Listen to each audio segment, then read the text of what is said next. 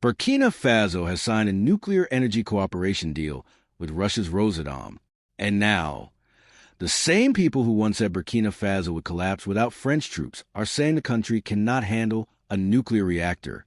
But what exactly happened?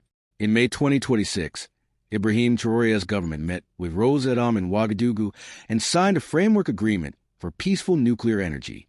The agreement covers electricity generation, nuclear medicine, agricultural applications, and the training of Burkinabe engineers in Russian nuclear institutions. This is more than just a conversation about electricity. It is a statement about where Burkina Faso wants to go. Today, only a minority of Burkinabe households have reliable access to electricity. For hospitals, factories, schools, and businesses, unreliable power can mean serious consequences. Burkina Faso has enormous potential: gold, sunlight, agricultural land, and other natural resources. Yet for decades, millions of people have continued to struggle with limited access to reliable electricity. Now, the government is looking toward nuclear energy as another possible solution.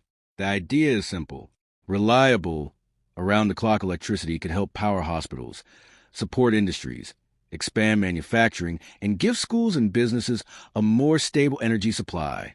But critics immediately raise questions. They say Burkina Faso is too poor, too unstable, too inexperienced, and too deeply involved in security challenges to manage nuclear technology. Those concerns deserve serious technical answers. A nuclear program cannot be built on speeches alone.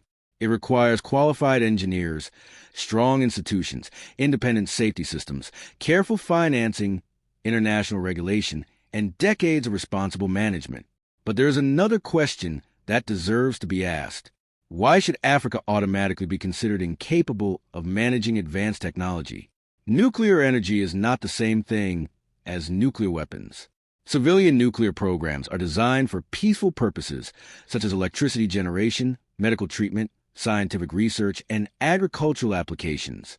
Countries around the world are already using nuclear technology for these purposes. And Burkina Faso is not the only African country exploring cooperation with Russia.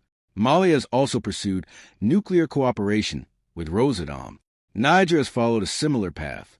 Together, the countries of the Alliance of Sahel States are increasingly looking beyond their traditional Western partners for technology, investment, and infrastructure. And that is what makes this development bigger than a single nuclear agreement. It is about technological independence. For decades, African countries have often depended on foreign companies and foreign experts for major infrastructure projects. But training Burkinabe engineers means something different. It means creating a generation of African scientists and engineers capable of understanding, operating, and eventually expanding advanced technologies themselves. Nuclear medicine could also transform healthcare. Instead of depending entirely on treatment abroad, Burkina Faso could eventually develop stronger domestic capabilities in areas such as medical imaging, diagnosis, and cancer treatment. Agricultural applications could help with food preservation and other technologies. And reliable electricity could create opportunities for industries that currently struggle with unstable power supplies.